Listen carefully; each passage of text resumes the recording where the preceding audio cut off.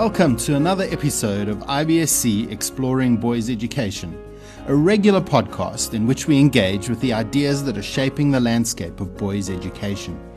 I'm Bruce Collins, IBSC Director of Member Engagement, and it's a real privilege to be your host.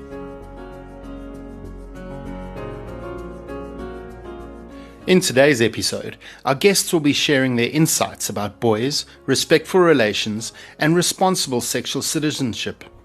In a deep dive into these issues and the roles boys' schools play in shaping young men's ideas about themselves and others, we connect with educators and school leaders to hear how they are practically addressing these issues. We also talk to Ojeda Hall from the One Love Foundation and Dr. Sinacore from McGill University.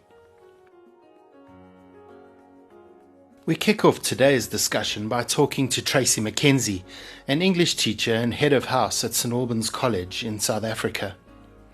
Boys' schools in South Africa came under the spotlight near the end of 2019 as the country became more and more aware of gender-based violence and its particular impact on women and children, following some very sad and terrifying incidents. Member schools in South Africa were proactive in their response to these events, many engaging the boys in their care in conversations and proactive programs to educate and empower boys to be better.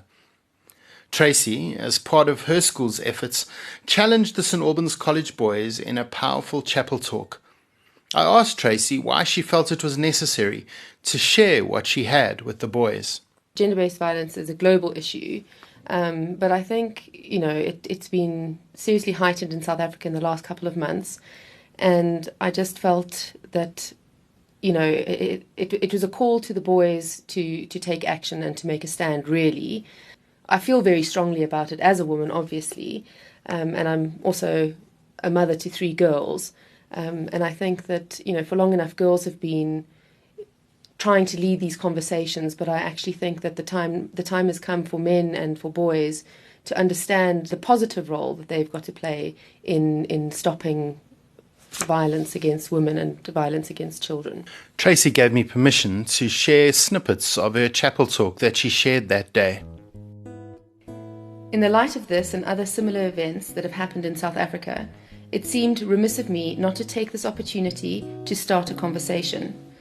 A conversation that, with you boys at the helm, could start a revolution. The time is now. Your time is now. We have had enough.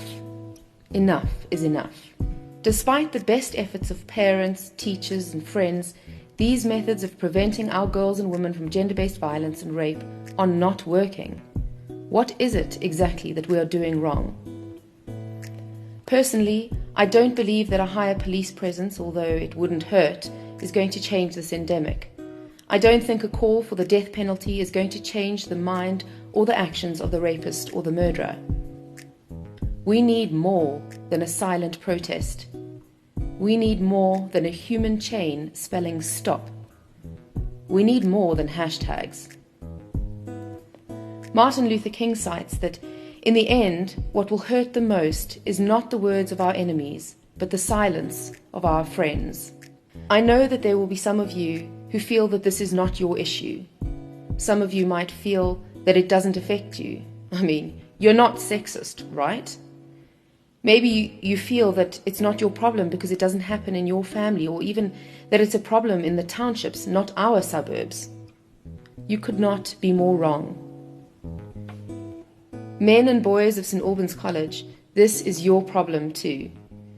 This is a call to you to stand up and speak out, not only against the perpetrators, the men committing these heinous crimes, but against the often subtle objectification of women in your friendship groups. You cannot deny that it happens. When we are tolerant of sexist attitudes, locker room banter, catcalling, or rape jokes, we support or excuse more deliberate and violent acts like victim blaming, unwanted sexual touching, and ultimately rape. I genuinely believe that so many men care very deeply about these issues, but caring is not enough. We need to have the courage, the strength, and the moral integrity to break the complicit silence and challenge each other. Speak out for change. Hold each other accountable. In the same way that you, I would hope, would call someone out for using a racial or homophobic slur, call them out for using a sexist one. Because, as the Archbishop Desmond Tutu says, if you are neutral in situations of injustice, you have chosen the side of the oppressor. I'm asking you, as your teacher, as a woman, as a daughter, a sister, a mother, and a wife, to make a stand against gender-based violence in our country. It is no longer only my problem. It is our problem. And your sisters are calling for your help. Tracy's challenge to the boys at St. Albans College reminded me of something Adam Cox mentioned on our very first podcast episode. He expressed the opinion that boys' schools are exactly the places where these conversations need to be taking place. I think that there are times in the life of groups and organizations where it might be appropriate to think of a paradigm shift taking place. And I think that some of that is happening right now, and it may be in response to some more kind of popular ideas about what boys' schools or even boyhood represents, and the need to grapple with some of those myths and present, in some cases, an alternative narrative about what it is that boys' schools are actually accomplishing and what's taking place in boyhood as well. So, in my view, Sherry, one of the main things is to help people understand that what is happening in boys' schools is not this more kind of regressive idea that we sometimes hear about, which is kind of like what I would call a bubble culture, that boys are living inside this bubble and that they're encouraged to stay inside this bubble, because I don't think that's in fact what is going on. I think that something very different is going on, but we need to demonstrate that. The transgressions that boys make are sometimes, very powerful when they get conveyed by media. And I think, unfortunately, sometimes, there's a sense that, if you think you know what's going on in a boys' school, you pay attention to just those examples of behavior that reinforce what your belief is rather than the whole of what's going on. And so my strong belief is that those transgressions that do occur are not caused by boys' schools, but in fact, boys' schools are the answer. One such example of a boys' school being the answer is the Boys Latin School of Maryland. A number of our member schools have partnered with the One Love Foundation to develop programs for their boys that address respectful relations. I was able to talk with Chris Post and Megan Kenney about how their programs have developed. Chris, headmaster of Boys Latin, and Megan, director of counselling at the school, share some wonderful insights and principles about the work they are doing with boys. We started the conversation with Chris reflecting on how important it is to engage with boys about respectful relations and responsible sexual citizenship. Bruce, I think raising boys, teaching boys, and forming young men has never been more important. Part of our work focuses on the development of healthy relationships throughout our school, K through 12, within the school community and outside of it as well. We don't believe that boys will be boys. Instead, we believe that boys will be men, young men of courage, compassion, and integrity. And it's our job to help them get there. So when I think about our work in helping boys to form enduring personal relationships, it comes back to our values. We want boys to act with compassion and with integrity in their own work and in their decision-making and in their relationships. We want boys to be courageous, and we want boys to lead. Of course, relationships are at the core of all of that. I asked Chris to elaborate a little on why these conversations have been a key focus for Boys Latin. It has been a key focus, but it's been a key focus of our school for a long time. This is not something which has been done in reaction to external forces. Instead, it's central to our mission, dating back to our founding in 1844. Specifically, in our most recent strategic plan, we identified finding ways to further advance our character development programs, our health and wellness programs for again, helping boys to form good and healthy relationships. And so it's really come out of that strategic work as an institution, recognizing that out of good and healthy relationships comes success in the classroom, outside the classroom, and life beyond. And so we were introduced, I think, to the One Love Foundation from there. Later in this episode, we will hear from Ojeda Hall, the Maryland Regional Executive Director for One Love. But before we do, I asked Megan Kenney to talk about their partnership with One Love. So really, as Chris had mentioned, we were looking at our strategic plan to launch our health and wellness in 2014. And that's really when we would say our official inception of our relationship with One Love came to be. I was approached by two of our students who were sophomores at the time, who had already been doing some outside work, volunteering at various events with One Love.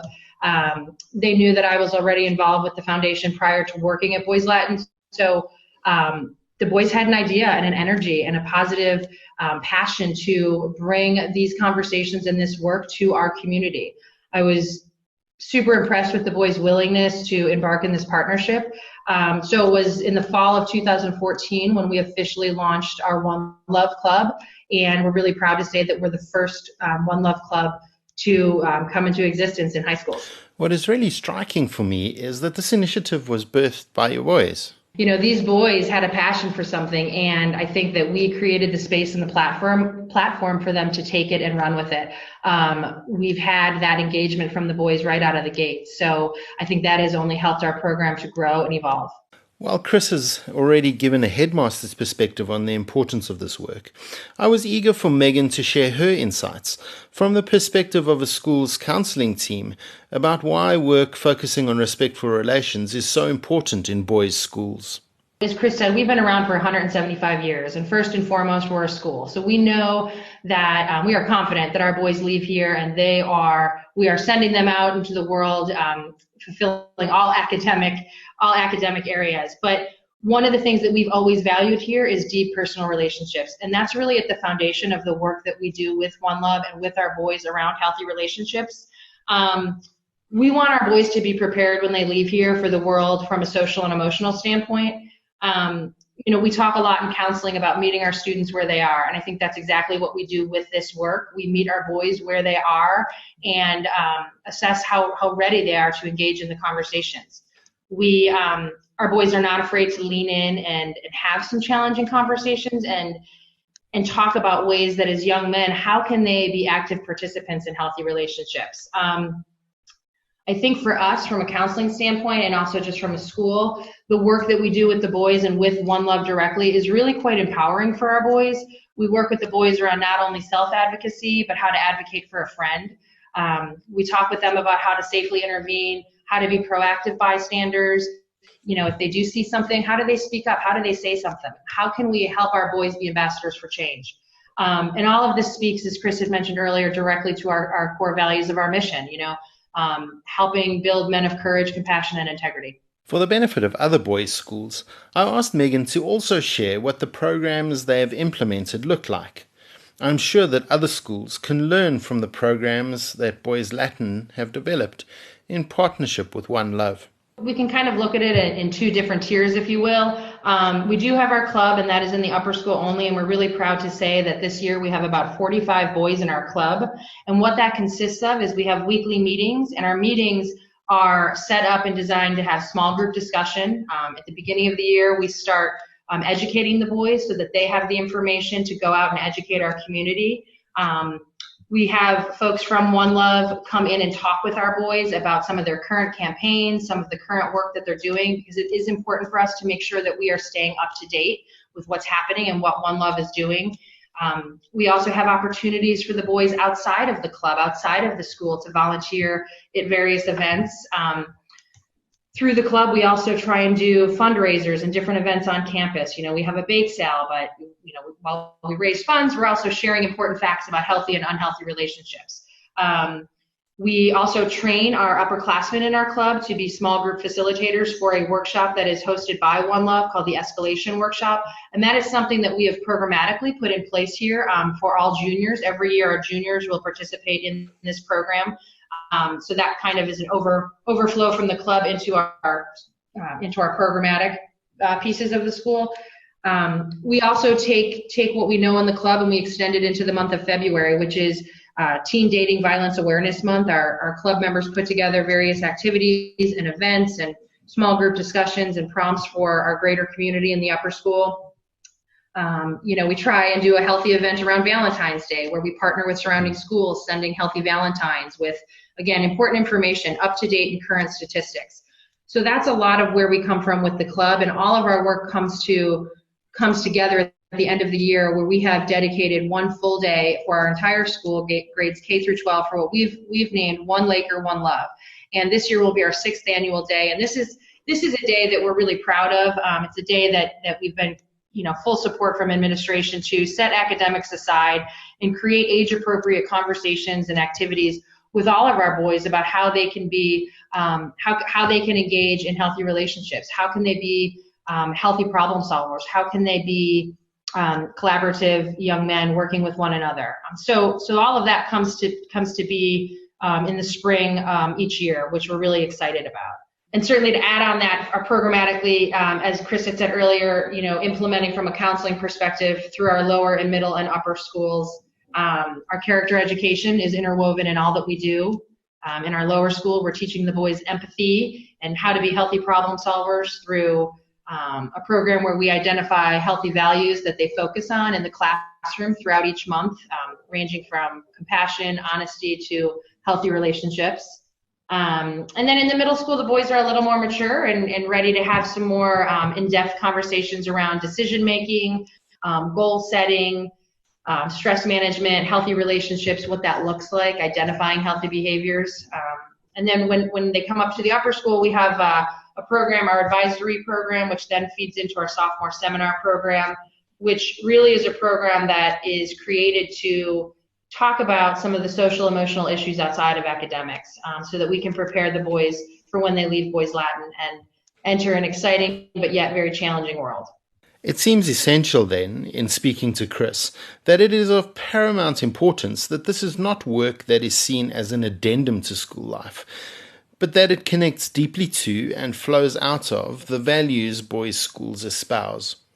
Chris had some interesting insights to share on this. Yeah, Bruce, I'd add that I think if you go back to the work of the school strategically in that plan from 2014, it's in recognition of a comprehensive approach to the social and emotional well-being and growth of a boy in helping him develop as a young man. And that starts in kindergarten and it goes all the way through the boys' last days here as students. And then with that, to come back to something that Megan said, we had boys come forward who believed so strongly in this and had a sense of trust in the institution that they were empowered to take the right kinds of risks to be able to offer to begin this work. And it has been incredibly meaningful for our school. I also think it's a testament to the culture of the institution that boys felt empowered to take those steps. And really, that's what it's all about for us as a school. In closing, I asked Chris and Megan to share some advice for schools, particularly those who are just embarking on this journey of facilitating conversations about respectful relations and responsible sexual citizenship. Yes, so I think there are two ways to look at it. One is programmatically, and I'll let Megan answer that, and then I've got some broader institutional thoughts. I think one of the things that we would suggest is for schools to start early, start with their youngest learners, to weave this through your curriculum in the classrooms, on the fields, on the stage, wherever you can, because again, we take the approach to the whole boy. And so starting early, this isn't something you can just reserve for the upper school students, and certainly not for your upperclassmen only. Student engagement is also really important. Getting boys excited about having these conversations is really important.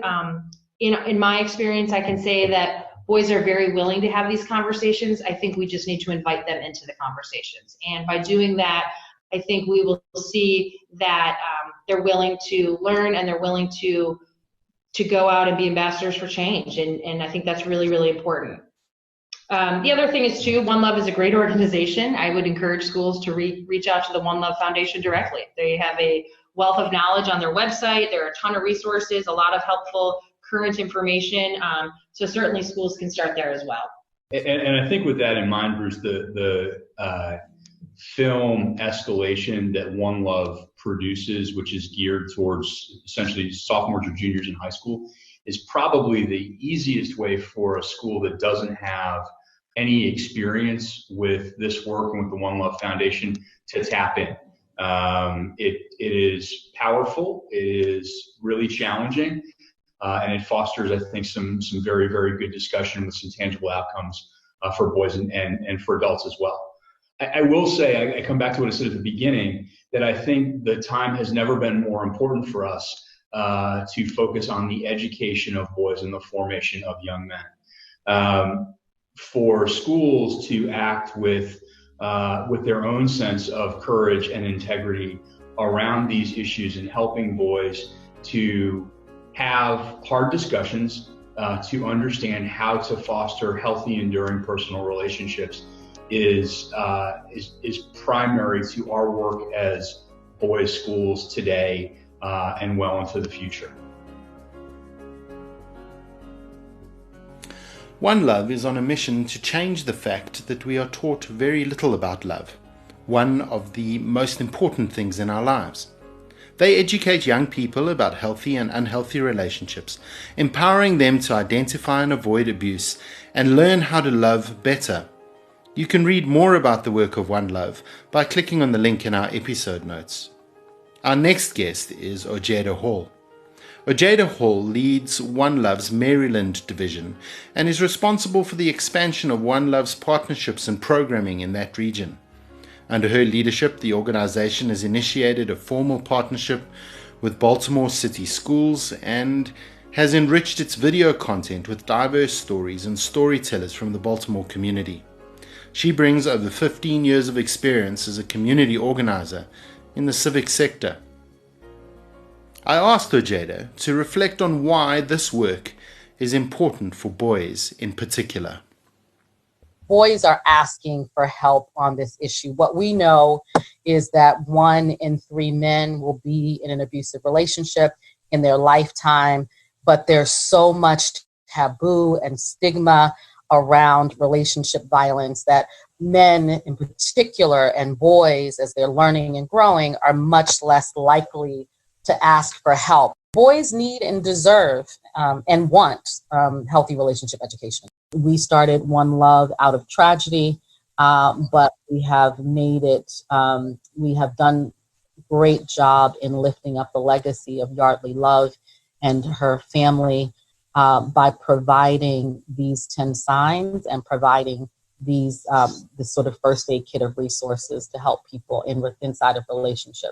Next, Ojeda gives us some insight into what the work that One Love does with partner schools looks like. We tend to connect with a champion in the school. So you need someone who's really a champion, who really believes that by doing this work, we're going to create a generation of young people that will really become great, advocates and ambassadors for healthy relationships. So I think, can't say enough about having a champion in the space.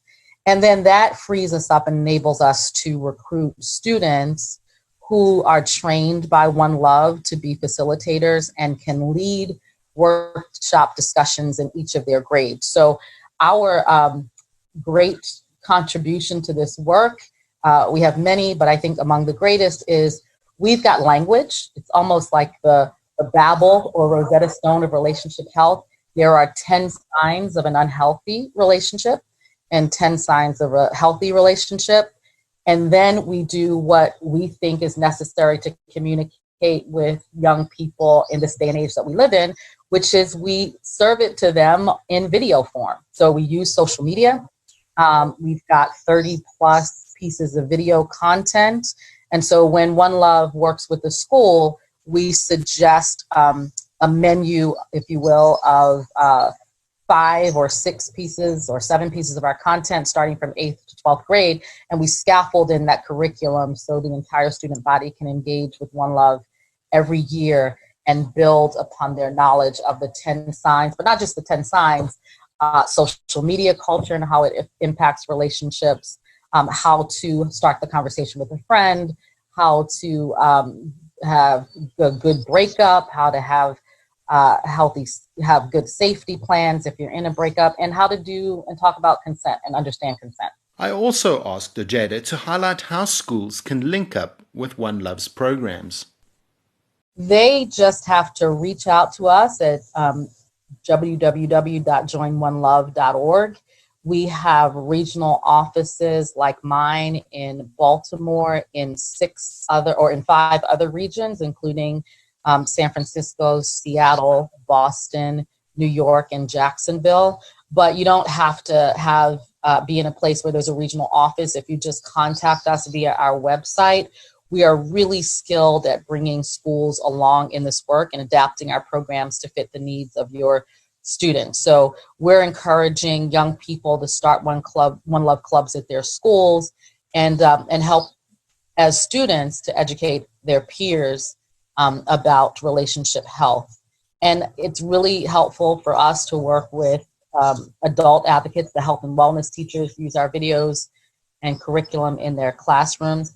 And we've been doing a lot of work with parents lately as well to educate parents on what we're showing their students so that they can have the conversation. I remember a great moment when I went into a local restaurant and we had just trained students actually at a local college. And the mom said, "Oh my gosh, you guys are One Love. My daughter came home and we had our first ever conversation about healthy and unhealthy relationships." So being able to educate the students along with the parents, the teachers who, teachers come to school and they, of course, they're in relationships as well.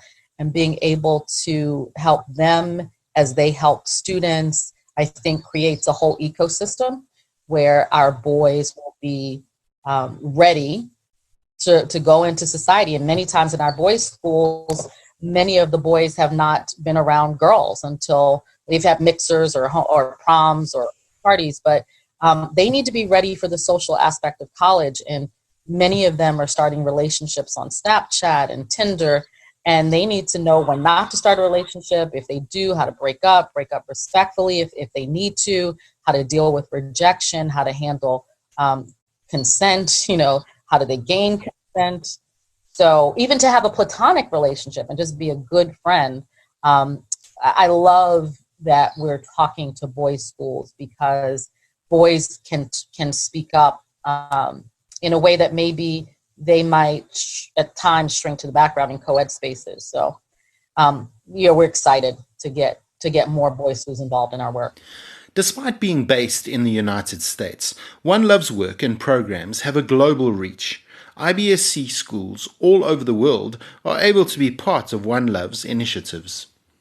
We are international, so just jumping on our website will give you access to all of our tools. All of our video content is on our website, so you can scroll through and pick something from our library that is in line with what you want to teach. You'll learn the 10 signs. Again, what One Love thinks, what we're doing, what we do well is we give people the language to talk about what's happening inside of their relationships, both on the healthy and unhealthy side.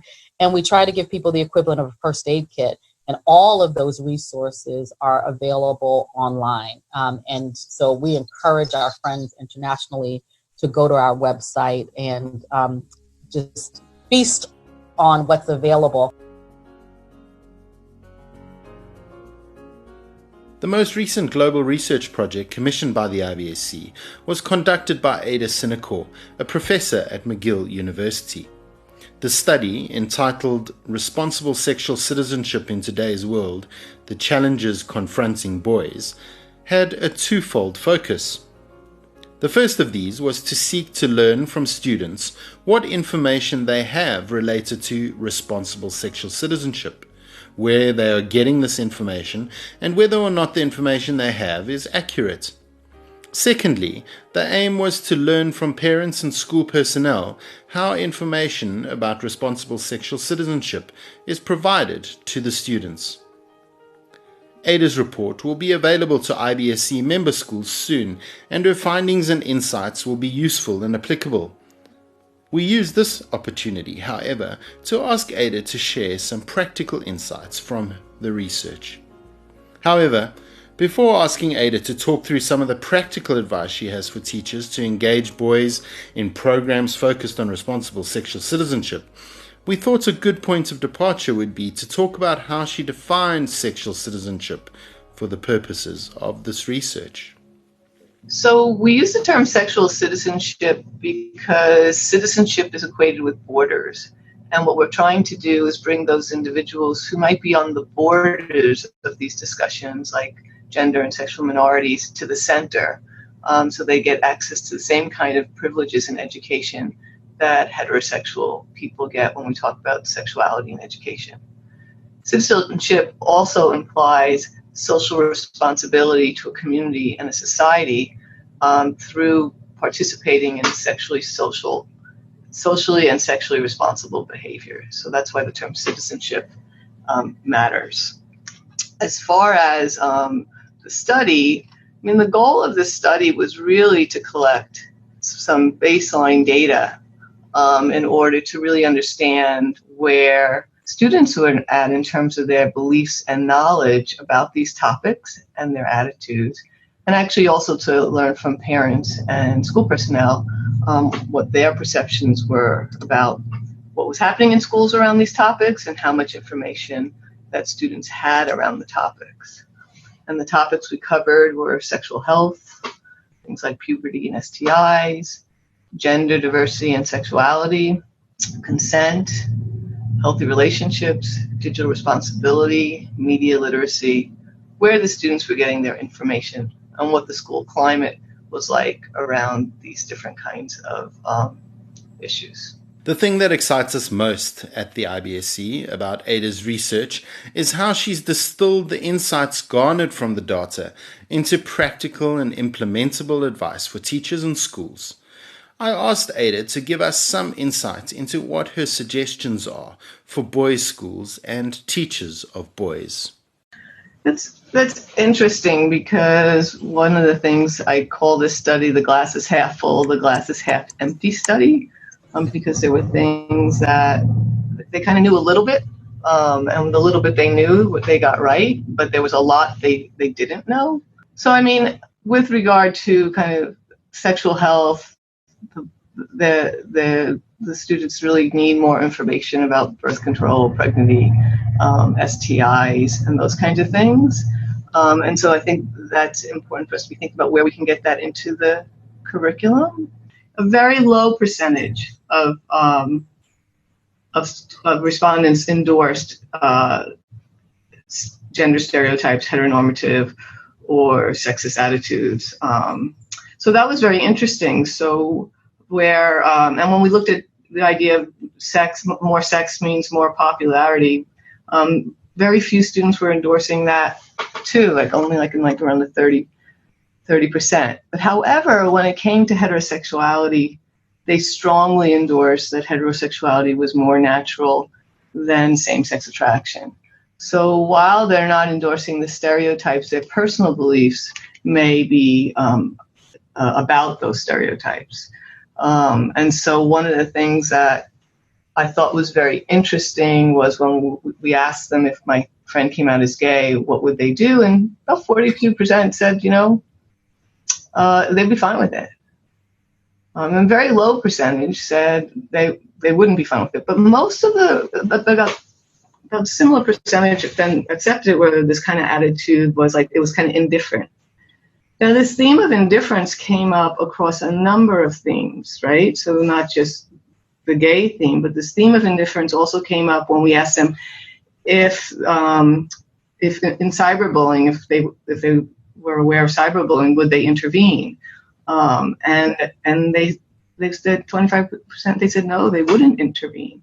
So this theme of non-intervention, of indifference, came up across a number of themes. So one of the things that I think it's important to consider is how to teach students to be upstanders versus bystanders, how to teach them how to intervene, and what they can say and what they can do.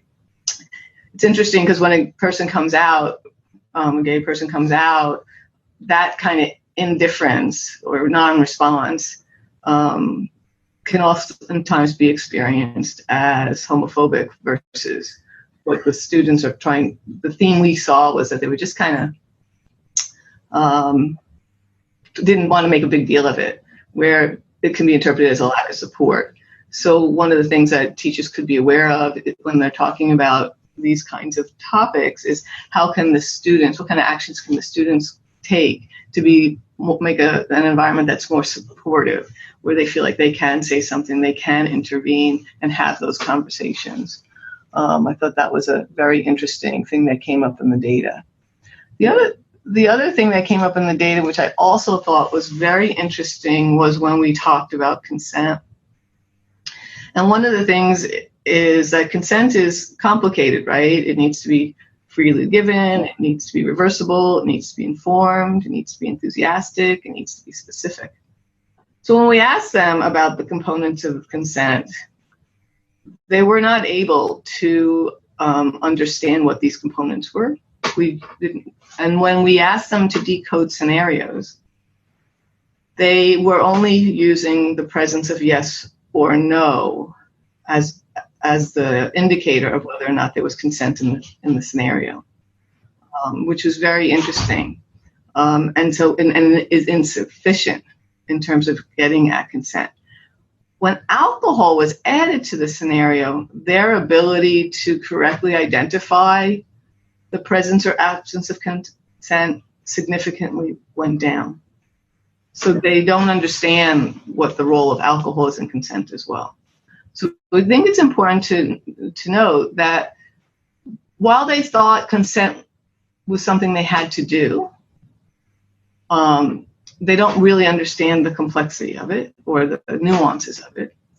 And they actually kind of reported that boys have great responsibility to ask for consent than girls. And so they didn't have this idea that they had to give consent as well. So the idea that consent is interactive, an interaction between two people that's ongoing, they didn't really understand that. It was kind of, some of them thought it was like this one-time thing. They said it was pain. It was a pain. It was awkward. And so I think that, one of the things teachers might be thinking about is like starting these consent discussions as early as kindergarten, not about sexual consent, but about consent in everyday life, so that they can see and evolve and grow to where they get to the point that we're talking about sexual consent. They actually have the skills to do it, and they can learn about how to do it in an interactive way versus this kind of unidirectional way. And I think that would be an important thing to do. And I would suggest starting that in grade 5. For example, there's a really great exercise in kindergarten at age 5. This great exercise that you can do in terms of greetings, like when somebody greets you, how do you give consent? We do an exercise about handshakes, consent using handshakes as a way to understand consent, and then practice the 5 components with them over the course of the year. So when you get into grade 6 or 5 or 6, when you start talking about sexuality and sexual consent, they can translate what they've learned in earlier years to a sexual encounter or a romantic encounter or a sexual activity. So that I thought was very interesting, and the role of alcohol that I thought was very interesting. The other thing that I thought topic we talked about was healthy and unhealthy relationships, and this is where the students had a lot of trouble. They had a lot of trouble being able to understand if a relationship was healthy or unhealthy, what were appropriate boundaries, how to participate in conflict resolution. These were things they really struggled with. And again, we used, in all the sections, we used closed-ended questions, but we also used scenarios to try to get at what they were thinking. So what's unusual about this study is we've nuanced it to see where the gaps are, right? And it seems to me that the gaps are in the areas around boundaries and conflict resolution. And that came out also when we talked about the cyberbullying stuff, the cyberbullying scenarios. They really had a hard time knowing whether or not cyberbullying was present. And a very low percentage were able to actually correctly identify that there was cyberbullying present in the scenario. So when you compare it across themes, what you're seeing in cyberbullying, what you're seeing in consent, and what you're seeing in relationships is that they're having a hard time understanding what the kind of the boundaries are, where friendly banter starts and friendly banter ends, where personal boundaries start and personal boundaries end, and those kinds of things. So a lot of the students who got the cyberbullying scenario wrong said, well, it was just friendly banter, they're friends. If you're friends, it can't be cyberbullying. So that when you look at the consent results, well, they knew each other before, so there must be consent because they knew each other before. So with the healthy relationship, they've been dating, so they don't need to have boundaries. So we see this kind of theme throughout about how do you decode different scenarios between people so that they understand what those boundaries are within each of these topic areas and across these topic areas. So if I was going to kind of give you a weigh in on this a little bit, I don't think anybody should be discouraged by what we learned in this study, even though we would hope that the students would be better informed, that they would be better able to do these things. What I did was I compared the findings in this study with the findings in other research done on these topic areas, and the findings in this study were pretty consistent with the findings in other studies. Which leads me to the belief that this isn't a problem or a function of being in a boys' school. This is a function of being in a society that sexualizes children, that has internet and swipe right and swipe left. And so what we're seeing here are the challenges that all schools are facing. But we have a particular set of data that's about the challenges that these boys in this study are facing. So I think that's important for people to know. And then I also think the things that teachers need to think about, again, the bystander effect was a really important thing for teachers to think about, that they don't see themselves as people who can or should or want to intervene. Thought that was a very important thing to help students learn how to do that. As far as kind of things like gender and sexuality, the students in this study seem to be more open to gender and sexual diversity than we see in the extant literature. However, they have a lack of understanding about how to support their gay peers. They seem to have negative attitudes towards trans students. They strongly endorsed male stereotypes, so the kind of the toxic masculinity stuff, they kind of endorse those, although there was a fairly low endorsement of sexism. So I think that's something schools need to think about. I know teachers are working on dealing with issues around masculinity, but masculinity always gets connected to hegemonically linked to things like assuming people are gay. And so having those conversations in conjunction with each other is important. And then, the consent. I think we need to start talking about consent at a very young age. They recognize the need for consent, but they don't really understand that it's an interactive event. What was interesting, too, is they strongly endorsed rape myths, and there isn't a lot of research on adolescents and rape myths. But their endorsement of rape myths was consistent with what happens with university studies. So if we can help them decode these myths before they get to university, we'll better equip them for university. And then when you compare the relationship research with what we learned from healthy relationships. The relationship research focuses predominantly on violence in adolescents' relationships.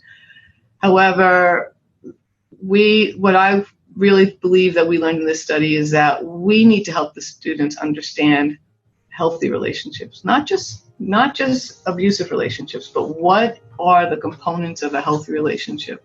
What are the proper boundaries?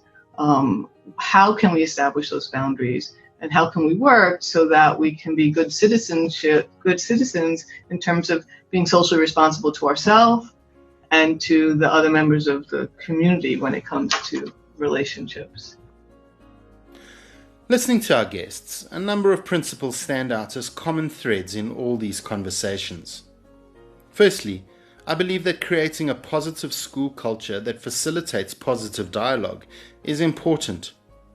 Also, schools, teachers, and school leaders need to be intentional about establishing programs that initiate conversations, particularly about relationships and sexual citizenship.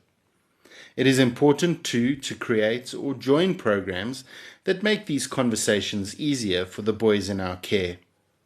Next, empowering boys to lead is an important part of this process, and relationships are also key. Seek to invite boys into these conversations. We should also have high expectations of boys and be positive role models in this regard. Lastly, another thing that I learned was that this work needs to be an integral part of the school's strategy and vision. Certainly plenty of food for thought in this episode. We are grateful to Tracy, Chris, Megan, Ojeda, and Ada for their insights and expertise. This conversation is certainly an important one, and we would love to hear from you about the programs you are running in your schools. Please do send a voice note via WhatsApp to me on +27 71 8911 898 if you'd like to contribute to the conversation. Alternatively, you can email a voice note to collins@theibsc.org. Before I sign off today, I'd just like to remind you of the IBSC annual conference, which will be held in Barcelona in July. It'll be hosted by Viaro School. There is more information on our website, but be sure to sign up before the early bird rate closes.